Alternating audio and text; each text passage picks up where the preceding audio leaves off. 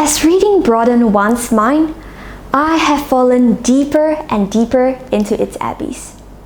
In that journey, I stumbled upon a particular book with a title so bizarre to me at first. Despite that, this particular book is the reason that I, LIM XIN YING, am here today. I am from SMK YOK bin Melaka Tengah, and my school code is MEB 2101. The best book of the last 125 years, according to New York Times Book Review.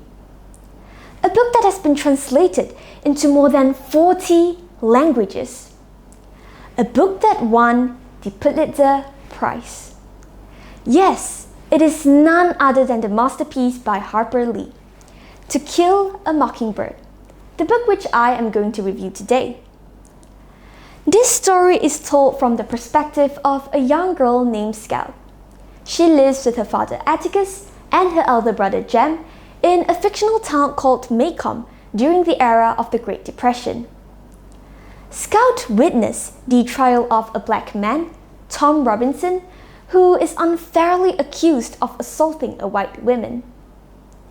Innocent, but just because of his skin color, Tom becomes the easy target as prime suspect, hence the scapegoat in this case. Atticus takes on the case. He courageously defends Tom, ruining his own reputation and even risking his children's safety.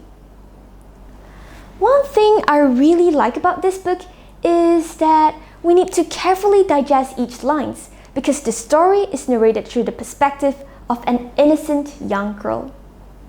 In fact, Scout's innocence is what makes her a more reliable narrator than an adult, because she narrates the story through her most simple and naive view, without prejudice, without discrimination. The character that I admire the most is definitely Atticus. He is humble, loving, and most importantly, he is not afraid to stand up against injustice. He stands firm in his beliefs, even when faced with adversity or social pressure. I really admire his pursuit for justice and his respect for all individuals, despite their social status, despite their vast differences in backgrounds, despite the already stigmatized prejudice of the community. What I found intriguing is this book also explores the coexistence of good and evil within a society and individuals. After immersing myself in this book, I learned that humans are neither good nor bad. Again, the writer Harper Lee demonstrates remarkable skill in weaving these important lessons into her writing. Take the character of Miss Dubos, for instance. Miss Dubos is an elderly woman who is initially portrayed as mean and harsh. However, Atticus sees beyond her outward demeanor. He recognizes her struggles with addiction and applauds her courageous efforts of overcoming them. Reading this has prompted me to reflect on how many of us can deal with others' beliefs which differ from our own without any stereotypes. Through this book, I've learned to resist the urge to conveniently categorize people into simplistic binaries of good or bad. To me, this book is a timeless masterpiece. Why, you may wonder. This book is strongly relevant in today's world, despite it being published in June 1960. Yes, 1960.